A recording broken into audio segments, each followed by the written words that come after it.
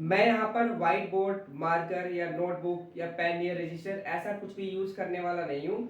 मैं जो भी चीजें आपके सामने डिलीवर करूंगा, जो भी चीजें मैं बोलूंगा, आप सिर्फ समझ जाएंगे उसको सुनते ही। आपको देखना है, आपको समझना है अच्छे से मैं क्या एक्सप्लेन करने की कोशिश कर रहा हूँ, और मेरा पूरा भरोसा है, मतलब मुझे पूरा विश्वास है कि आप अच्छे से मेरी कही हुई बात समझ जाएंगे। आपको फिर कभी भी जो भी टॉपिक बता रहा हूँ कंफ्यूजन नहीं होगा। ये है, ये 100% है। अगर इसके बावजूद भी प्रॉब्लम होता है तो आप बता सकते हो, मैं उसे क्लियर करने की दोबारा से कोशिश करूंगा। तो मैंने सबसे पहला जो वीडियो बनाया था वो नाउन के ऊपर बनाया था, नाउन विदाउट बोर्ड। आज का है एडजेक्टिव विदाउट बोर्ड। क्या है? Adjective without board. थोड़ा सा हम करेक्ट कर लेते हैं। शुरुआत मेरी इसी तरीके से होती है क्लास की। देखो, मैं एडजेक्टिव बोल रहा हूँ, बहुत सारे बच्चे, बहुत सारे स्टूडेंट्स एडजेक्टिव बोलते हैं। यहाँ पर करेक्ट करना जरूरी है। अच्छा, थोड़ा सा मैं बताता हूँ आपको इसके बारे में। देखो, अगर एक्सेंट जो यूज किया जाता है, जो प्रोनाउंसिएशन है, जो बोलने का जो भाषा है, जो एक्सेंट यूज किया जाता है, मेनली दो ही टाइप के होते हैं। मेनली अगर आप दो बड़े ग्रुप में डालो तो कैटेगराइज करो तो एक है आपका ब्रिटिश यानी कि यूरोपियन भी बोलते हैं, और एक है आपका अमेरिकन। अमेरिकन, ठीक है। तो अमेरिकन और ब्रिटिश यानी यूरोपियन।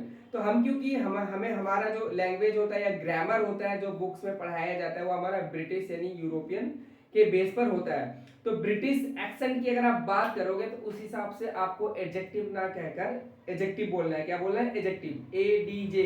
तो जहां पर भी ए डी जे आया, आलोक ने डीजे बजाया, तो जहां पर भी ए डी जे आया वहां पर डी आपको साइलेंट कर देना है, डी को म्यूट करना है, डी डी का साउंड आपको नहीं बोलना है, तो एडजेक्टिव अपने आप हो जाएगा। 3 लेटर्स ये रूल है, आप ध्यान रखिए। A D J.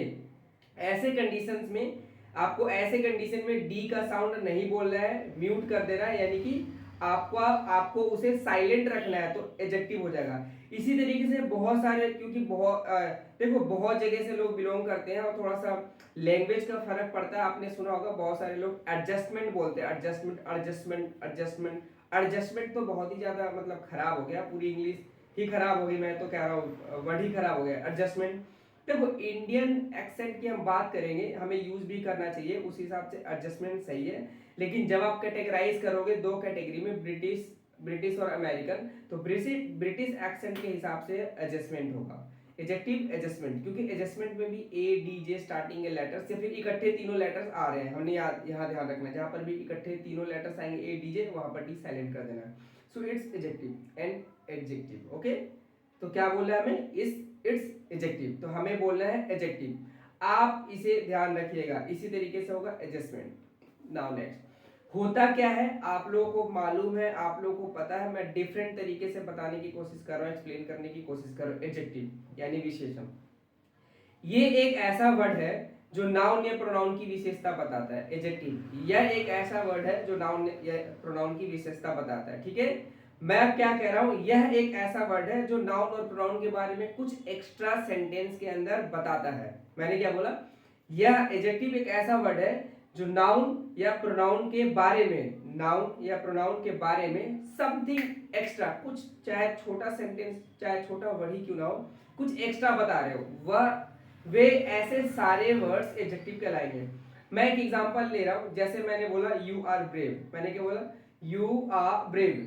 तो यहाँ पर 3 वर्ड्स है सेंटेंस के अंदर। You, it's a subject, and फिर ए आर ई आर यानी ये वर्ब, और मैंने क्या बोला था? ब्रेव, जो कि ब्रेव है एडजेक्टिव।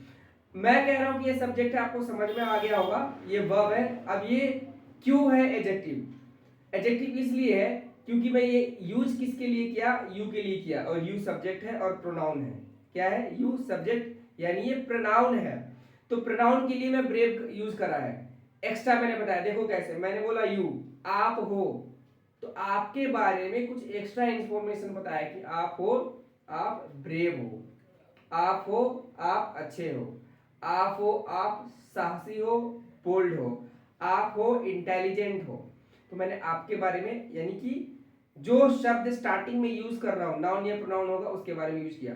जैसे मैंने बोला यू आर ब्रेव, यू की जगह अगर मैं बोलूं Shyam is brave, Shyam is brave, तो यहां पर श्याम नाउन हो गया। फिर मैंने बोला अनिकेत इज ब्रेव, तो यहां पर अनिकेत यानी कि अनिकेत, यहां पर ये क्या हो गया? नाउन हो गया। तो आप घुमा फिरा कर जो मर्जी करिए, नाउन या प्रोनाउन के बारे में हम कुछ एक्स्ट्रा बताने के लिए जिन शब्दों का यूज किया जाता है they are called basically adjective. ठीक है, समटाइम्स क्या होता है कि एक वर्ड यूज करते हो और एक प्रोनाउन और एक नाउन एक ही सेंटेंस के अंदर आता है और उसके लिए सिर्फ एक एडजेक्टिव यूज करते हो, ऐसा कई बार होता है। कई बार ऐसा भी होता है कि एक नाउन या एक प्रोनाउन यूज कर रहे हो उसके लिए बहुत सारा एडजेक्टिव यूज कर रहे हो, बिल्कुल ऐसा होता है। मैं आपको बता रहा हूँ कैसे। जैसे मैंने बोला, आप लोगों ने पहले, हम सभी ने जब हम छोटे थे या प्राइमरी लेवल के क्लास में पढ़ते थे तो उसमें बहुत बार मोस्टली कोचिंग में या स्कूल्स में इंट्रोडक्शन वाला पार्ट करवाया जाता था, यानी माई सेल्फ करवाया जाता था, जिसके अंदर हम एंड में लिखने में मजा आता था I am a good boy. क्या, मेरे को नहीं पता I am a good boy आप है या मैं हूं या नहीं, बट हम ये लिखते थे I am a good boy. ठीक है, तो आप यहां पर देखिएगा कि गुड है कौन, जैसे मैं खुद बोल रहा हूं या आप बोल रहे हो कि I am a good boy, तो यहां पर आई प्रोनाउन है। तो आप आई यानी कि मैं अपने लिए यूज कर रहा हूं तो यहां पर प्रोनाउन के लिए यूज होगा I am a good boy. Boy के लिए भी यूज किया हुआ आपने, आपने बोला लड़का है, कैसा लड़का है, अच्छा लड़का है, तो गुड जो है लड़के लड़के के लिए भी तो हुआ, तो यहां पर नाउन के लिए हो गया। यानी प्रोनाउन और नाउन दोनों के लिए एक शब्द यूज हुआ। इसी तरीके से एक ही नाउन या एक ही प्रोनाउन होगा और एडजेक्टिव्स ढेर सारा होगा, यानी उल्टा होगा, ऐसा हो सकता है। जैसे कि मैं बोल देता हूं कि it is a circular blue coloured bottle. मेरे पास एक सामने बॉटल पड़ा है, मैंने बोला it is a circular blue coloured bottle, तो यहां पर बॉटल नाउन है, तो बॉटल कैसा है, सर्कुलर है ना। या फिर सॉरी सिलिंड्रिकल है, बॉटल कैसा है, सिलिंड्रिकल है। ओके, और फिर मैंने एक और विशेषता यूज किया था बॉटल का, कैसा रंग का है, तो नीले रंग का है। तो ये एडजेक्टिव हो गया मोर देन वन। यहां पर मैं बता दूं कि आपको ब्लू कलर्ड, ठीक है, और एक और क्या यूज किया था, सिलिंड्रिकल, ये तीनों वर्ड्स एडजेक्टिव है। तो एक नाउन के लिए या एक प्रोनाउन के लिए मोर देन वन एडजेक्टिव्स को भी यूज किया जा सकता है।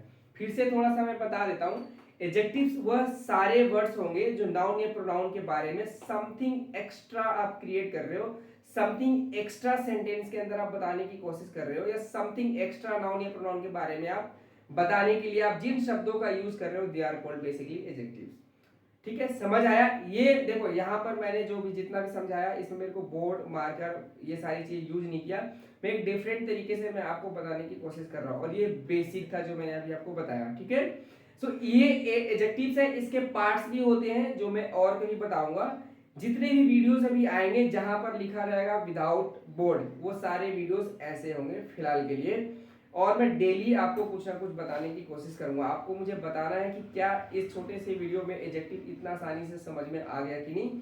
अगर कोई पॉइंट्स लगता है कि आपको रेज करना चाहिए, कुछ बताना है, आप वहां पर आप बता सकते हो। कुछ एक्स्ट्रा पूछना है कि सर आप ये रह गया आपने नहीं बताया, आप वो भी कह सकते हो।